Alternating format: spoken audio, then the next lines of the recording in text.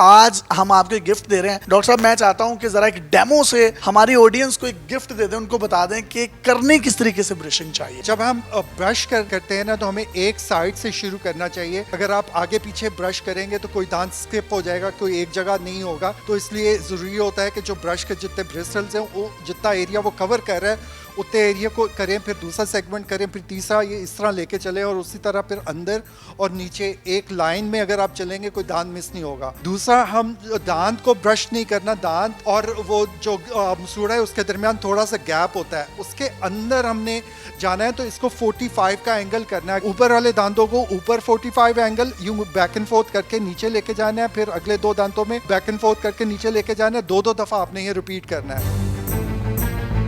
अस्सलाम वालेकुम नाज़रीन, आपका मेज़बान यासिर शामी आपकी खिदमत में हाजिर है और आप देख रहे हैं डेली पाकिस्तान।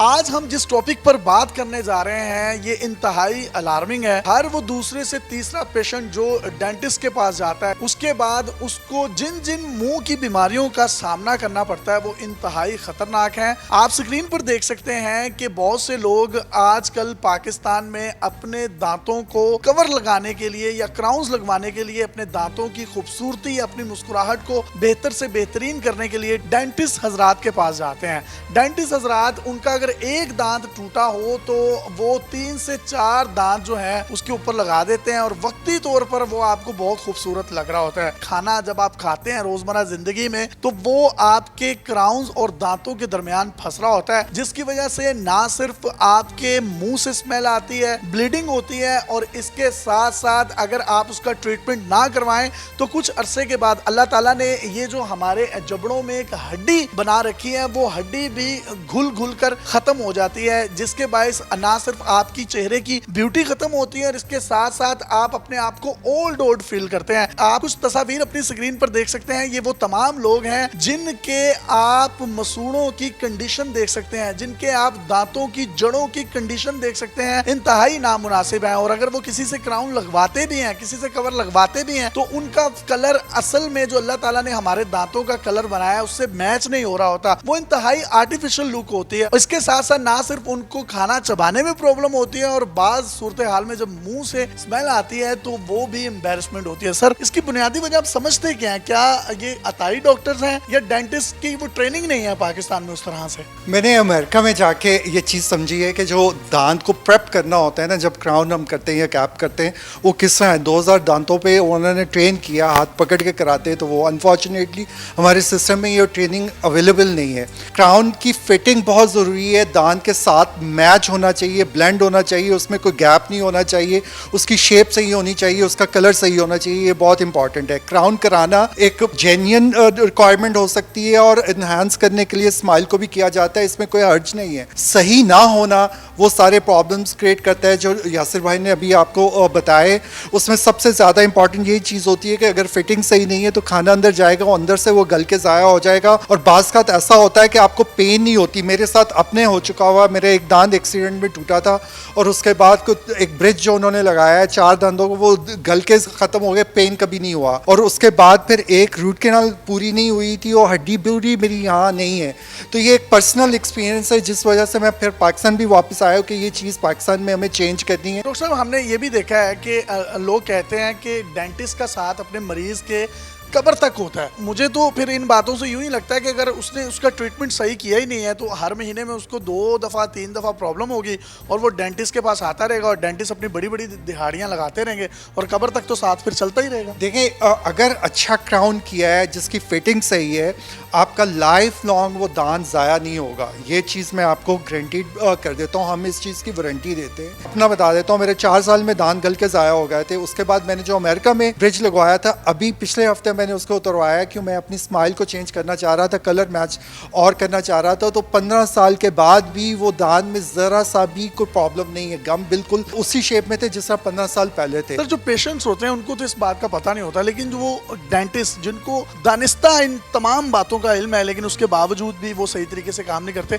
उनको अगर कोई आप पैगाम देना चाहें तो दे सकते हैं। देखें, हमें थोड़ा सा एक्नॉलेज करना पड़ेगा। कुछ चीज़ें हैं जहाँ हम बहुत आगे हैं, कुछ चीज़ें हैं जो हमारी डेंटल कॉलेज कॉलेजेस में, स्कूल्स में उस तरह की ट्रेनिंग नहीं है जिस तरह होनी चाहिए। तो बहुत फ़र्क है यहाँ और अमेरिका की ट्रेनिंग में, और अगर हम उस चीज़ को इम्प्लीमेंट कर लें, आप कर सकते हैं, यहाँ बैठ के भी आप सीख सकते हैं अगर आप सीखना चाहें। मजीद भी इस तरह के जो इश्यूज हैं वो हम आपके सामने लेकर आते रहेंगे, लेकिन पूरे पाकिस्तान में जो लोग हैं उनको सही तरीके से पता ही नहीं है कि ब्रशिंग की किस तरीके से जाती है। इनफैक्ट मुझे भी नहीं पता था।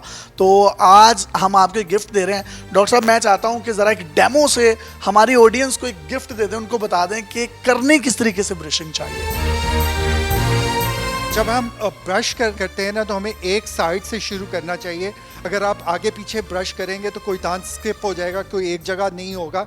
तो इसलिए ज़रूरी होता है कि जो ब्रश के जितने ब्रिस्टल्स हैं, वो जितना एरिया वो कवर कर रहा है उतने एरिया को करें, फिर दूसरा सेगमेंट करें, फिर तीसरा, ये इस तरह लेके चलें, और उसी तरह फिर अंदर और नीचे एक लाइन में अगर आप चलेंगे कोई दांत मिस नहीं होगा। दूसरा, हम दांत को ब्रश नहीं करना, दांत और वो जो मसूड़ा है उसके दरमियान थोड़ा सा गैप होता है, उसके अंदर हमने जाना है। तो इसको 45 का एंगल करना है। अगर आप ऊपर करेंगे तो वो तो जो सबसे पहले मैल जमती है वो गम के अंदर, वो जो गैप है उसको हम पॉकेट कहते हैं, उसमें जमती है। तो आपने उसके अंदर जाके इसको बेंड करके करना है। ऊपर वाले दांतों को ऊपर 45 एंगल यूं बैक एंड फोर्थ करके नीचे लेके जाना है, फिर अगले दो दांतों में बैक एंड फोर्थ करके नीचे लेके जाना है। दो दफा आपने ये रिपीट करना है, यानी जिस तरीके से मैल निकाली जाती है। बिल्कुल उसी तरह अंदर के दांतों को अंदर ऊपर, गम ऊपर हैं तो उस तरह करके बैक एंड फोर्थ करके नीचे जाना है। और जो नीचे वाले दांत हैं तो आप गम नीचे हैं, तो आपने जो ब्रश है उसको होल्ड इस तरह करना है कि वो गम के अंदर हम हैं, तो बैक एंड फोर्थ करके इस तरह स्कूप अप करना है इसको। एंगल ये 45 डिग्री का होगा। 45 का होगा। और ये सॉफ्ट ब्रश होना चाहिए, हार्ड ब्रश नहीं होना चाहिए। ये आपकी टेक्निक है, उसने उसको प्लाक को रिमूव करना है। आप ज़्यादा, जितनी ज़्यादा उसको ज़्यादा हार्ड उसको बैक एंड फोर्थ करेंगे, उतना वो दांत के गम्स भी डैमेज होंगे, आपकी रूट्स भी। बहुत से लोग जो होते हैं बड़े एग्रेशन के साथ कर रहे होते हैं, तो उसका क्या सर सीन होता है? उससे हमारे दांत और गम डैमेज होते हैं, उससे दांत साफ नहीं हो रहे होते।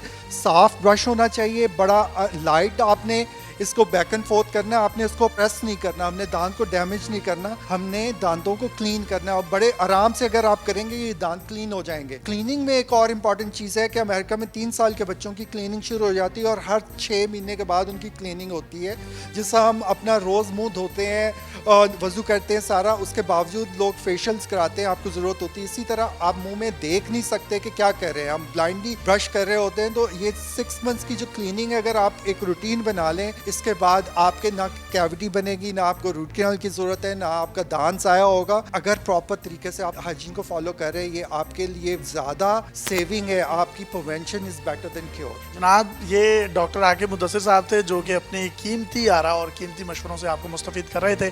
इनके कॉन्टैक्ट नंबर आप अपनी स्क्रीन पर देख सकते हैं। अगर आप में से कोई भी शख्स इनको फिजिकली विजिट करना चाहता है या कोई अपॉइंटमेंट लेना चाहता है तो आप इन नंबर्स पर रब्ता कर सकते हैं। Phase 4 double D market DHA में इनका क्लिनिक मौजूद है। और अगर पूरे पाकिस्तान से और ख़ास तौर पर लाहौर से बाहर से लोग आना चाहते हैं तो वो अपॉइंटमेंट लेकर डॉक्टर साहब से मिल भी सकते हैं। अपने मेज़बान यासर शामी को इजाज़त दीजिए।